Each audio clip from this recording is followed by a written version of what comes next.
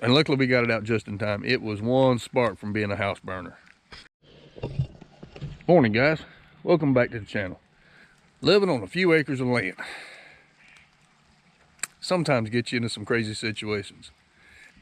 We got a few chores to do, trying to get them done so we can go, weather permitting, so we can go to the lake tomorrow. We got the Christmas tree out. I got the Christmas tree out, but we wound up dragging it once I got it out in the yard. And it made quite a mess. quite a mess. And luckily we got it out just in time. It was one spark from being a house burner. Man, that is something that was an eye-opener to me. Didn't realize how dry that thing would get. We've had it up for probably 3 weeks, maybe 3.5 weeks. But one wrong spark as dry as it was, and we'd have lost the house. She was quite crispy. Well, let's get this thing moving along. We got to do a little bit of work on there today. It's kind of where this video is going. We got to make a run real quick. Go do a couple errands, and then we'll be right back and get into this video.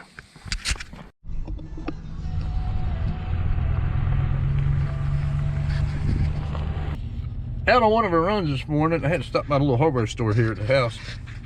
And man, they got everything you want, everything you need to get. But my big thing about bringing this up was support your local hardware stores. Instead of going to these big box stores, your Lowe's, your Walmarts, most of the time your little country store has got what you need. Just like this that I needed for this project I'm gonna bring you along on today. I have searched all over, went on the internet, been everywhere trying to find these couple items. Caught out here right after Christmas, and they have both of them. So don't forget to check out your local farm stores, feed and seed stores.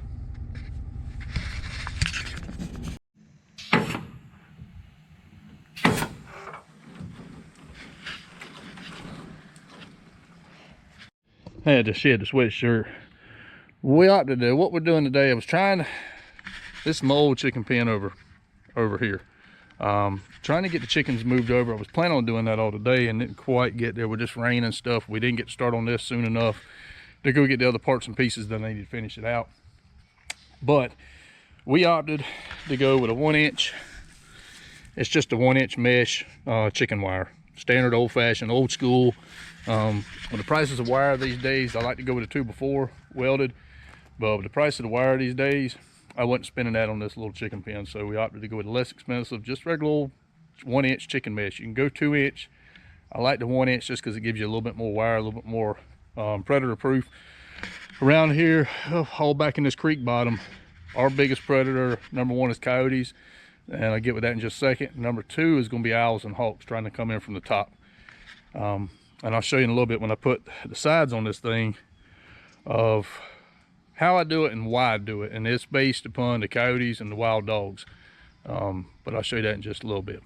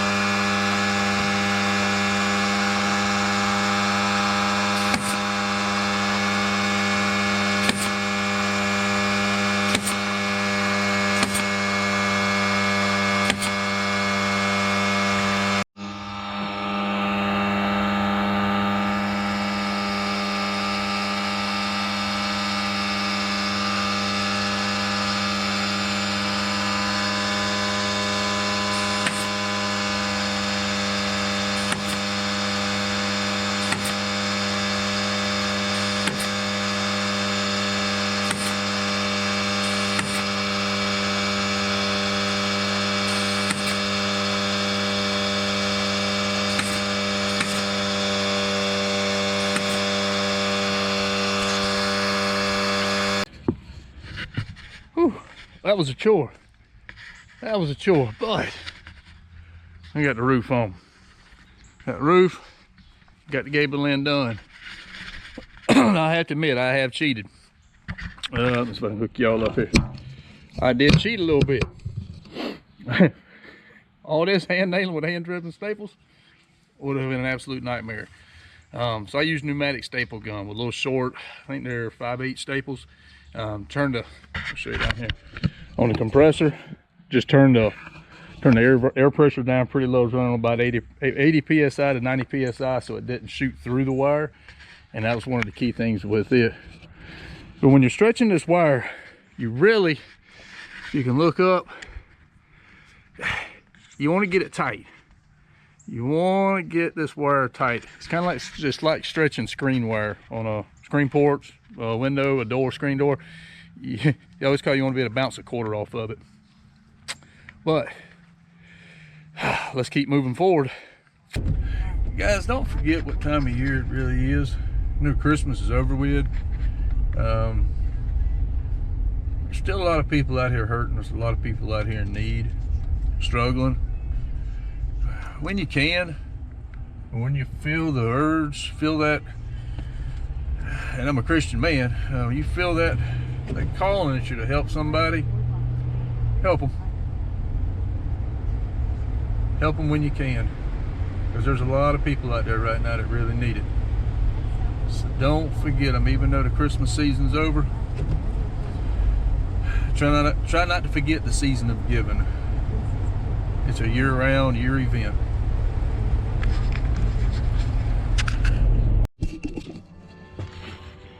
Will it close is the question. Oh, it closes nice and snugly. Nice and snugly. Whew. All right. I'll give you a little explanation on the stretching here, because that is the one most important thing with any type of wire, but especially this type of wire here. It's really, really pliable. To stretch it, and I'll use the door as an example here. Get you a little too close. See if I can hook you up here somewhere. Oh, here we go. A little crooked, but it'll work. What I normally do is I'll start off with my top run, get it nice and pulled straight, start with this corner and pull to my right and staple it off. Then I'll come down and I'll work my left hand side all the way down, tugging it straight down and stapling it off as I go. Then I'll come over to this side, stretch the wire down and across and start stapling it to get this tight. And it's going to get it pretty tight there. At the final tug, I'm gonna come in here at the very bottom and start from the left and go to the right, or either the right and go to the left. And I'm gonna pull straight down, you finish getting out all the wrinkles and staple it off across the bottom. That's how I tighten this stuff. Same way as, like I said, if you're running screen wire on a screen porch or a door, use the same application here on this type of wire because it is so pliable. All right, got a little window to do, and we're gonna jump in here and get the walls up. Did you hear me that? Did you just focus it for? Guys, I got one here about to have a fit to go on the daggone water right now. It's mist and rain, foggy. Granted, fish are probably killing it right now, but we'll see. But I got the chicken pen wired up. One step closer. I don't know if the camera will bring it all in. Got everything nice and tight. And I was gonna get with y'all why I run the wire the way I do. And I run it and nail it to the outside of the post versus putting the wire on the inside and letting the post all be on the outside. I do this for the coyotes, AKA wild dog Marley right there. When a predator pushes in, they're pushing in against the post. They're not pushing in against just the staples holding the wire on the back side of the post. But that is why I do that. It looks more dressy, more fancy to run it on the inside. But for predator proofing, I've just found out that that's a better application to use to keep bigger animals from bull rushing the pen and actually popping the staples loose from your wire.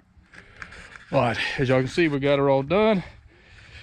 Now we are on to the next project. That stuff they love. They love that stuff.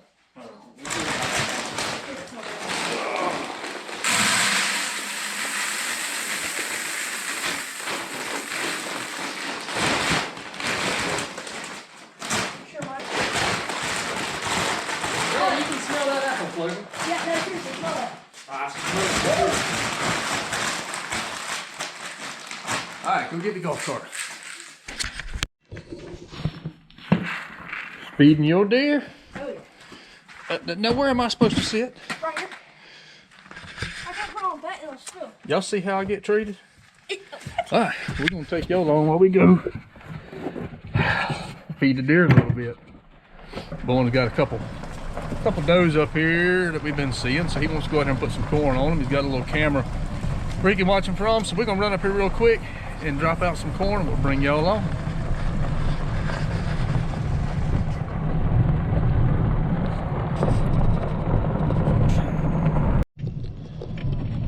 We're gonna be able to drive out there, not letting there goes a squirrel. About 20,000, I don't want. If somebody like to eat squirrels, we need to go do a little squirrel hunting, but I don't know anybody likes to even go and drive down there. I think you can make it. There's a few. There's never been no corn down here lately, but there's a few. Look at that big old track right there. I'm gonna give them something to eat on. We got some rain coming, so we didn't want to put out a whole lot of corn, just enough to give them something to eat on for a little bit. Sprinkle it out thin, don't pile it up. It'll help it last a little bit longer. Sprinkle it. Sprinkle it. Don't pile it. Sprinkle it. Don't let them sit on top of each other. And you piled it right on top of each other. All right.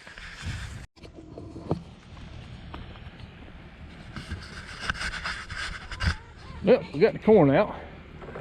Bring y'all down here and let you look at introduce you to Big Sean down there, the little yellow chicken. Two big roosters. Y'all about to get a new house here real soon. But hope y'all can take away a little bit from the video today. I know it was kind of all over the place, but the main thing was stretching wire, how to stretch wire, and bringing you all along on our chores. And we do, like I say, living off of a couple acres of land. It's trying to be self-sufficient as possible. And I say that as to match our lifestyle. We can only be so self-reliant. Can't do all the things that totally to be self-reliant, but try to do the small things. Try to do what you can that still fits within your lifestyle, your scope. We all still got to go to work every day.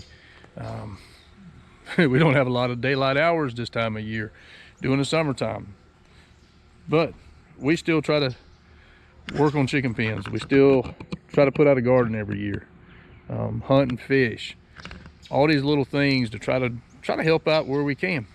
But guys, hope y'all enjoyed the video today.